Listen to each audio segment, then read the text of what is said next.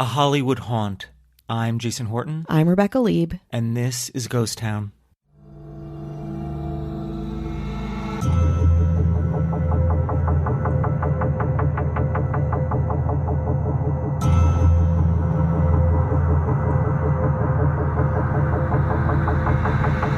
We've talked a lot about fantastic mansions and estates with sordid pasts.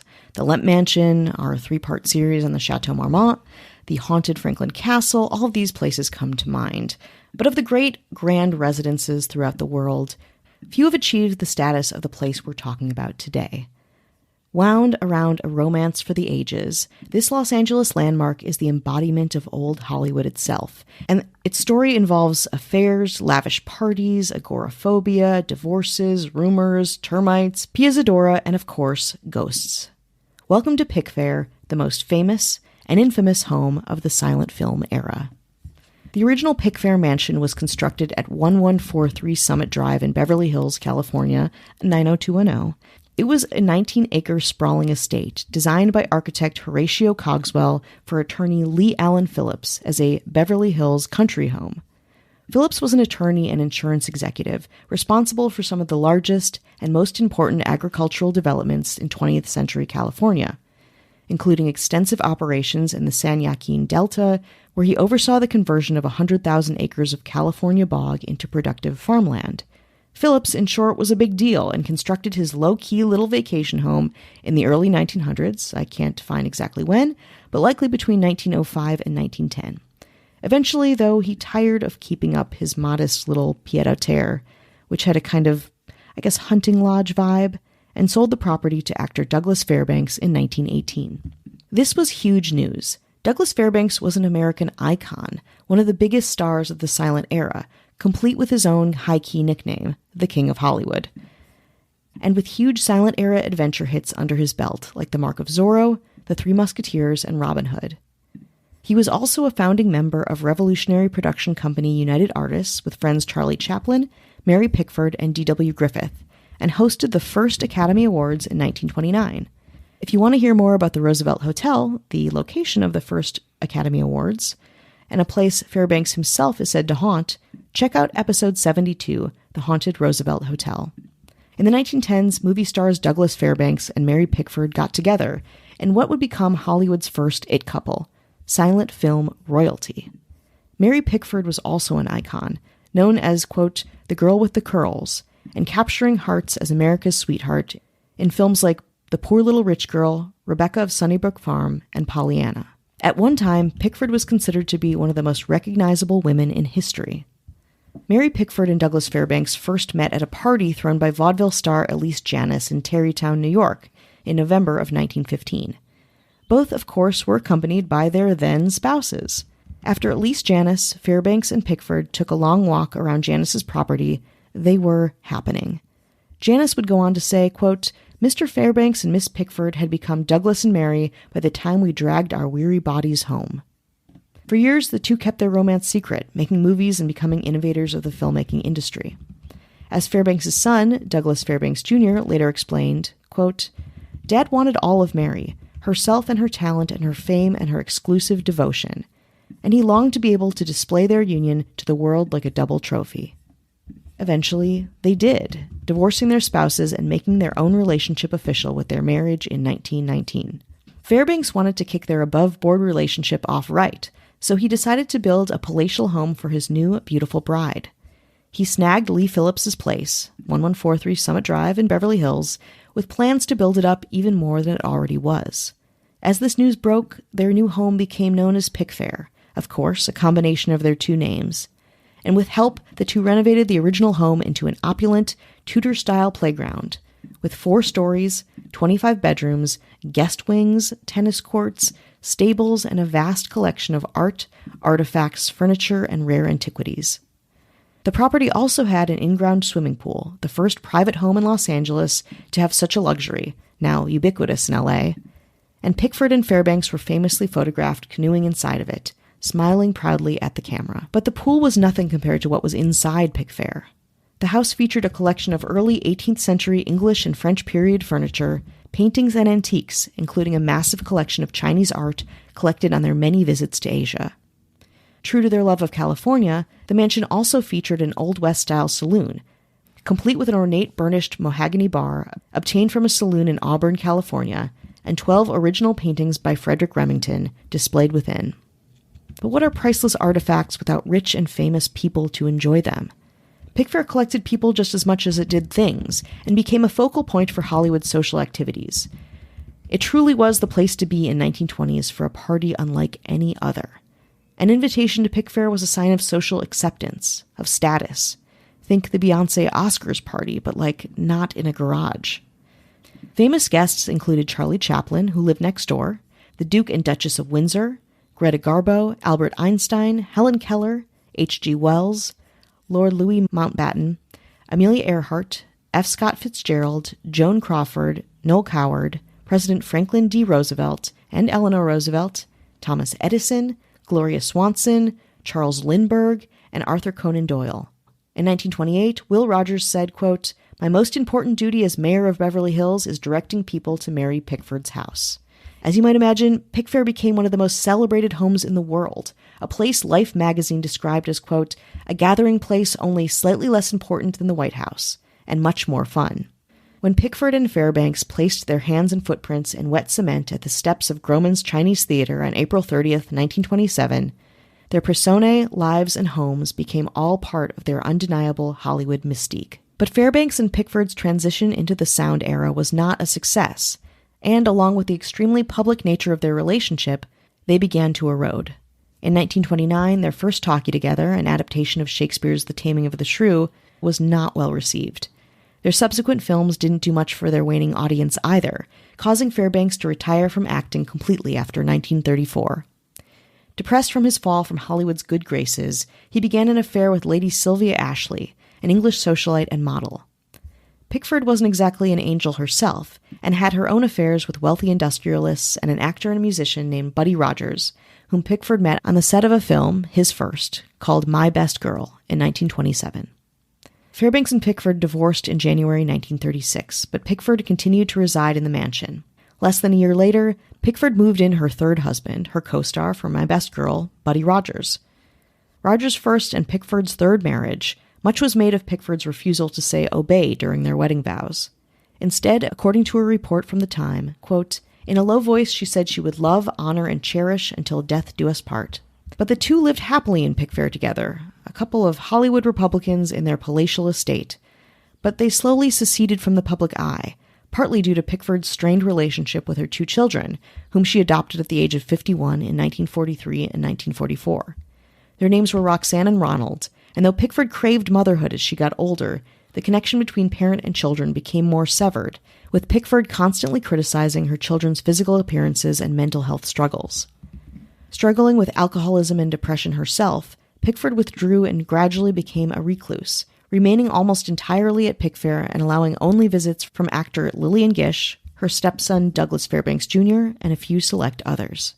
On December 12, 1939, Douglas Fairbanks suffered a heart attack and died at the age of 56. His last words were reportedly, quote, "I've never felt better." But life went on for Mary Pickford, albeit reclusively. In the mid-1960s, Pickford often received visitors by telephone, speaking to them from her bedroom while they were downstairs in the visiting area. Her husband, Buddy Rogers, would still give tours of Pickfair, and sometimes the sporadic and moneyed philanthropic event would be held there as well, including an annual Christmas party for blind war veterans. In 1979, Mary Pickford passed away of complications from a cerebral hemorrhage she had suffered the week before. Her marriage to Rogers had stood the test of time, but both distant Rogers and problematic Pickford had been estranged from her children for years.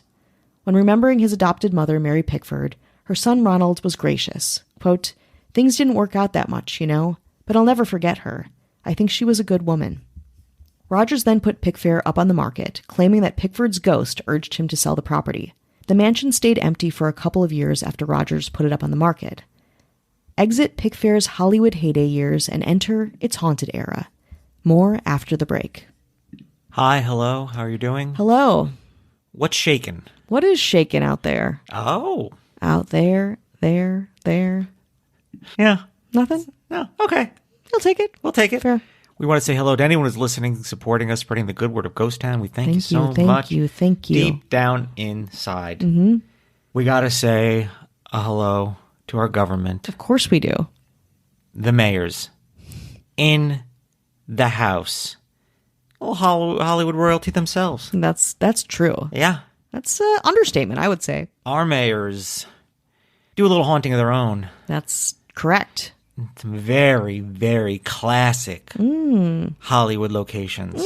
The now closed down McDonald's on Sunset and Western. Nice. Now it's gone. Iconic. Though. Iconic. But still haunted. Still haunted. Ooh, those haunted The value deep fryers meals. are haunted. The coded bathrooms. What's the code? Yeah, Nobody what's the knows. code? What's the code? Don't try 1, 2, 3, 4. It's not going to work. Don't you do it. Trust me, I've tried. What do you mean the shake machine's not working? Ooh. From Ashley Madsen. Hello. This mayor haunts the now finally open Target right across from that McDonald's. That it took so long for them to build that Target. You kept driving by there and just like, wow, that Target. It was like years, and they stopped building on it. So it was like this vacant Target. Then it was just like, no, we're open immediately. Truly. How spooky. And they were just like, these haunts were like, hey, we kind of liked it when it was just kind of half built, like dangerous, dusty shelves, just and a lot poles. of rusted poles and stuff. Like they really liked that. They really, they're like, we don't need this shampoo. yeah. Why is now all these people in here? Yeah. Let's catch Giselle. Hello. This mayor is haunting the once bustling Johnny Rockets on Melrose. Ooh. They were like, we know that the 1950s diner craze is long past. We're holding on. Now it's like another place. Yeah. No, the parking is still absolutely atrocious though. Yes. Don't worry. Don't worry about it. They're just kind of like, hey, you want fries with that, mister? Hey. Hey. I'm snapping my bubble gum. A shake. You want a shake with this shake? That's killing me. Hello. This mayor is haunting the Cinerama Dome movie theater that people are like, is this place going to open? I want to see a movie in the Dome again. I want to get in the Dome. Mm-hmm. You're like, but what's happening? Is it just a Forever 21 in the making, or are they going to open up this movie theater? Mm-hmm. Are movies back? What are movies? What are movies? What are they? A long strung together TikTok. They're like a podcast, but with you can look at them and they're good. Wow. Yeah, imagine that. You don't have to if you're the ghost, Casey Weber. Hello. This ghost is a fancy. Haunting I don't know if it's still open, Fred Siegel on Melrose all the way down. Is Fred Siegel still? So. Is it still open? I don't know. I feel like doesn't you go down there and you wonder what happened to Fred Siegel? Yeah. It's like, I need a $200 polo. Absolutely. And I want to be hassled every step of the way. And then you walk in, it's like Pretty Woman. They're just like, you're going to shop here? Yeah, they're like, ugh. Yeah. You're like, oh. Well, I'll tell you who makes sure that happens is this mayor, a ghost, Matthew Clemens Leray. Hello. This ghost haunts the Arby's on Sunset that sells that old sign, that old hat, that old neon hat sign. I mean, honestly, cool. It is pretty cool. Mm-hmm. And they'll never let it go. Ever. Why would they? And they're like, what is this food made of, Arby's? What are you? What's a horsey sauce? Well, yeah, but I'll tell you what. This mayor, as a ghost, is high quality. Just haunting you for that horsey sauce. Emma Hopkins. Hello. This mayor haunts one of the only ones I've seen, the Army-Navy surplus store on the corner of Santa Monica and Vine. That's right. That's right by my brother's apartment. I've never been inside there, never need to. Don't know who needs to, but it's still there. Still rocking. There. And it's large. It's large. And it's dark. Army and Navy and both. And it's like more. The windows are plastered with uniforms. Yes, and it's very yellow. Like, you cannot miss it. And they're probably like, we're never going to let this go. Never. And neither is this ghost, our mayor, the ghost, Marissa Rothermel. Hello. And then our governor. Just ha ha ha ha. Watching these little businesses going ha ha ha ha. Yeah. Controlling it all. Haunting every single Westfield Mall property. Everything is a Westfield. Oh my God. This is a Westfield. That's a Westfield. Everything is the Westfield. She's taking souls You just in see something every there and you're like, did they parking just lot. put a Westfield sign on this thing? Sucking in the souls one by one. Sucking the souls. That's right. Soul sucking. Westfield corporate. Yeah. Is there apartments now in this mall? Yeah. You want to live in a stores, apartments, stores, event space, storage space. Live in this apartment that looks like a cheesecake factory. Yeah, facade. right above a cheesecake factory. Sounds kind of good. Well, time to pay the piper. Our governor, Avian Noble. If you want no ads, no chit chat, bonus episodes, just the good stuff, head on over to patreon.com/ghosttownpod. Now, our mayor, our friend of the pod, someone I met in person, Kelly Meehan. She was not mentioned on 2 episodes ago, but the missing chef. And it was recorded. It's just in my editing, that whole section was taken out and I could not find it. Trust me, I went back. Yeah. Jason, me. Jason was tortured by this. I was crestfallen. It's true. I was like, because thankfully she let us know on the Patreon, and I was like, oh, hey, Jason, like, didn't care. Like, yeah, just oh no, was, just like as she, but also as she should care. She was like, hey, I want to be mentioned. That's part of the fun, you know. But I was like, oh, we'll mention you. This is how I react to that. I'm like, oh yeah, well, let's like give you a little love the next one. And Jason goes back into the halls. He meticulously looks through all of the episodes. I thought it was the last one, and it wasn't the last one. I was like, there it is. And it's just sometimes it's easy to miss, and then it wasn't that one. So then I go back. I'm pulling up transcripts. I'm going back to the old editing files. It's 2 a.m. and he's just poring over files. You know, when I was texting you back and forth, you're you're like, nobody really cares. I cared. Yeah, no, you care. I mean, Jason cares a lot, and he wants to make it right. And I don't like making mistakes. Yeah. Especially, you know, when we do this every single week, I've done pretty good about it. But I want to, I'm going to fall on my sword here. Mm-hmm. Even though Kelly Meehan's like, I don't care. She's like, this is actually too much. Yeah, it's I'm too like much. Put off by it. Oh, yeah. Just as a message to everybody, it's like, if I make a mistake, will it be worth it to tell me about it? Yeah, I mean, I say yes because, again, to watch Jason figure it out, it's like being in an escape room with him, you know? You don't understand. I got my computer's cooking trying to figure this problem out. But Kelly Meehan, I'm sorry. And also, thank you for letting us know. Yeah, no, please call me out on errors. Yeah. I want them to be fixed. Yeah, we want to do right. I also want to mention, so we would never have guests on the podcast, and we're supposed to have a guest on, and I think we still will, but because of technology issues, recording more than 2 people has proven to not be easy, and it didn't sound good, and we need different equipment, and then we didn't get the equipment. But a comedian that I know, very funny guy, Uriah Weissman, is doing a show. It's probably sold out at the Lyric Hyperion on May 11th. It is called 3 Cults Walk Into a Bar. He is, or he was, the member of 3 different cults growing up. Incredible. I'm going to be at the show. Finding people willing to talk about cults is not easy. No. It's actually, in fact, very, very difficult. It's very sensitive, even calling things a cult, which he does.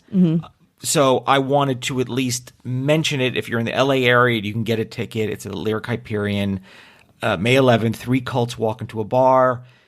Uriah Jokes, URIAHJOKES is his Instagram. You know, when I say I'm going to do something, I don't take that lightly. So I at least wanted to mention the show. Hopefully have him on. I'll probably go see the show and have a million questions. It's very hard to get information like this, and I think people would be really interested in hearing story. And he's a funny guy, nice guy, and it'd be, you know, coming from him, I'm just very, very curious to see Oh my God, yeah. I want to hear his story.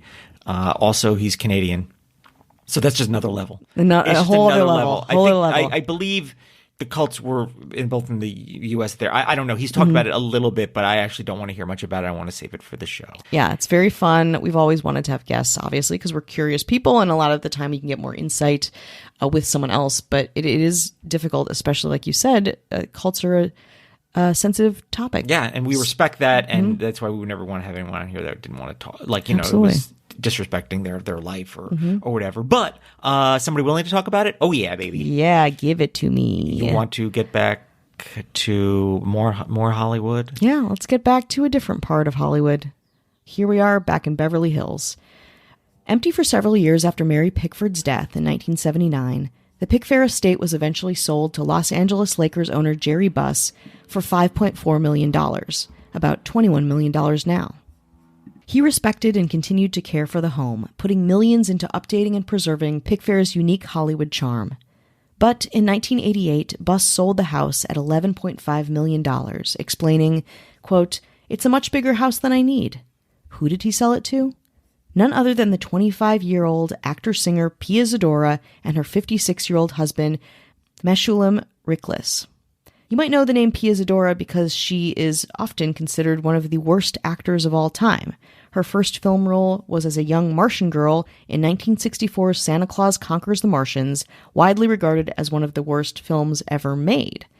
But she did go on to buy Pickfair, announcing renovations to the famous estate, and then in 1990, revealing that her and her husband had in fact demolished Pickfair and had plans to construct a new, larger, quote, Venetian-style palazzo in its place. She said in an interview, quote, "I never wanted Pickfair. My husband, Meshulam Riklis, wanted to leave me this legacy, but my kids, Katie, a singer, and Christopher, a lawyer, swore to me that there were ghosts. And there were termites. I wouldn't tent it for extermination because I didn't want the chemicals. So someone said, tear it down. Look, it was my house. Suck it. But it never felt like home. Too much marble. Too many Picassos," she giggled. In 1990, the Los Angeles Times reported that all but the guest wing and part of the living room had been razed.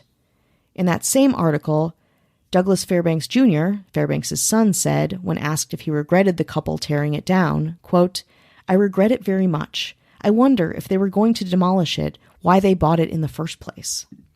In 2012, Zadora sang a different tune, claiming on the Bio Channel's Celebrity Ghost Stories that the reason she demolished Pickfair was not due to termite infestation, but because it was haunted by the laughing ghost of a woman who allegedly died there while having an affair with the elder Fairbanks. Defending her actions yet again, Zadora explained, quote, "If I had a choice, I never would have torn down this old home. I loved this home. It had a history. It had a very important sense about it, and you can deal with termites, and you can deal with plumbing issues, but you can't deal with the supernatural." Zadora continued to say on the show that a female ghost dressed in 1920s attire and laughing maniacally appeared to her and in front of her children during the night, terrifying all of them. She also said that she would often hear the sound of a party happening down one of the house's empty hallways. As Zadora's ghost stories became public, so did others from way back in the 1920s. Old friends of the Pickfair house, those who used to come to those lavish parties, made their own peace with the ghosts of the house. Some said that they used to see a specter in the den. They also claimed Pickford and Fairbanks would see what they believed was the spirit of a female servant wandering through the house.